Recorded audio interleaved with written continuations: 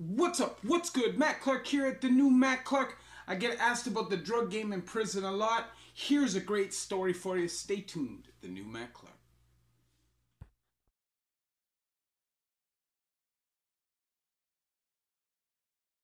What's up? Matt Clark here at the new Matt Clark. I speak on prison, I speak on addiction, and hopefully by sharing my experience with you, we can save some lives. So please subscribe to my channel.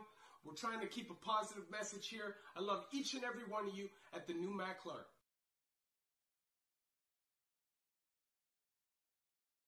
So what's up? What's good? Matt Clark here at the new Matt Clark. How are each and every one of you doing on this amazing Thursday? I'm doing great. My girl's doing great. My family's doing great. And I hope each and every one of you are doing great through these crazy, crazy times. I want to say thank you to each one of my 1,945 subscribers. You guys mean the world to me. The movement is real. The movement is growing. So thank you very much. We will get there. Whatever number that is, that's where we're going. Thank you very much for keeping me motivated, holding me accountable, and reminding me every day why I chose this path. So, if you could please hit that like button. If you could please hit that subscribe button and that bell notification button so you get these videos when they're new. If you could share with somebody on social media, that would be amazing. Help spread the message, help spread the word. And there's a PayPal option if you'd like to donate, help, and support the channel. So I get asked about the drug game a lot. Prison, what happens in prison? What this, that? I can't talk a lot about that because I'm not into talking about trade secrets, how stuff comes in or out. That's not the kind of stuff I talk about, but I will tell you a story from when I first got to Joyceville, and it is a crazy story. It was 2006, maybe the beginning of 2007. I had just got there. It was on 3A. I was living with my brother. It was literally probably like 2 or 3 o'clock in the afternoon. I'm walking down the range, and suddenly they come out of a cell with this dude on their shoulders, and he's purple. Like he's dead. They run him into the washroom. They're slapping him. They're doing CPR. They grab a chair. They throw him in the shower, turn on the cold water, and they are just slapping him. The dude who's slapping him is this big jack dude, just slapping him. It was a horrible thing to see. Honestly, because it was one of the first things that happened while I was there, it was very eye-opening, considering this is my first time in like a high security joint, a real penitentiary. You just don't see these kind of things in the lower securities very often. So it was a little bit whoa, right? Suddenly they bring this guy back to life. Okay, they save his life. He's now up, he's now walking. Guess what he does? Give me some dope, man. And I found out after that the reason why he overdosed is because he was doing morphine beads. That's all he was doing. He was a morphine bead guy. His boy, a guy who had been in for a long time, had brought in some real fine quality heroin. This guy thought he could handle it, but he laid out half a point for him, and he took it as an insult. Because he took it as an insult, Buddy said, all right.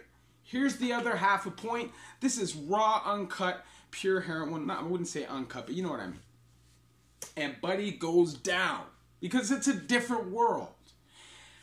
And the thing about doing drugs in prison that a lot of people don't realize is you do not know what you are getting a lot of the time. I have seen people put all kinds of crazy shit in dope in prison, from buzz bars and antipsychotics and Tylenols and protein powder. And people are sniffing this stuff up their nose, including myself. Although I would like to think I wasn't getting medication cut through my dope because, I was buying dope from people I knew. But sometimes you would smell like vanilla. There would be different smells. There's stuff cut in it. They're trying to stretch $1. They're trying to support their family and times their profit by 5 million, because that's what penitentiary dope dealers are. They are drug merchants. They are merchants all around. It's all about top dollar. Bring in shitty bud, make as much money as you can, bring in a little small amount of quality for yourself, and rip off the population. That's what happens. If you have family in prison, tell them that. Don't buy dope. And if you do buy dope, if you're forced to buy dope, I just say don't. It's a dangerous situation all around, so don't do it. But this guy, okay, gets saved. They save his life. And not only that, they allow him to run up a huge debt. I think it's like $1,500, $1,700. And guess what? The man dip out. He checked into protective custody, ran off with their dope. Right after they saved his life. They could have let him die. A lot of people do that. And a lot of times in prison, if you overdose, be prepared to be left there to die. Because a lot of the time, if you're overdosing, that means there's dope in the joint and they don't want to get it locked down for nothing. So you'll be lucky if somebody saves your life. People will have to like you. If you're a new fish or somebody that people don't have a lot of respect for, there's a good chance you may just be left. It's happened. It happens. But they didn't leave him. They saved his life. They were his friends, and he fucking ripped them off. That is the shady, seedy, drug-addicted underbelly of the penitentiary. You know, the reality is there's good people everywhere, and there is a lot of good people in the penitentiary. But there's also a lot of bad people in the penitentiary. And every time you do drugs in the penitentiary, that person has your life in their hands. And do you trust that? Do you trust that? You better know where you're getting your product from. Because if you don't, you'll be in danger every time you do it. Whether it's from the cuts, what they're putting in it, maybe sometimes it's super potent because they don't know what they're doing, and then people will be dropping all over the place. And sometimes it'll just be, you know, crushed up saltine crackers or something if they think you're a real waste guy. I'm telling you, I watch guys take saltine crackers, crush it up, add like I can't remember if it was vinegar or what it was. But they added just a little bit of it to it so it smelled like junk. It had that junky smell to it. Come on. That's crazy. And I don't know if it was vinegar because I don't think they give you vinegar. They might give you vinegar at one of the meals, but I don't think so. What would it have been? Anyways, it doesn't matter. The point is, this guy was selling it through the door to people. They're sniffing crackers with some kind of crap on it and paying for it. That is the prison dope game. It is a dangerous place. People will rip you off. People will give you crap. And people will watch you overdose.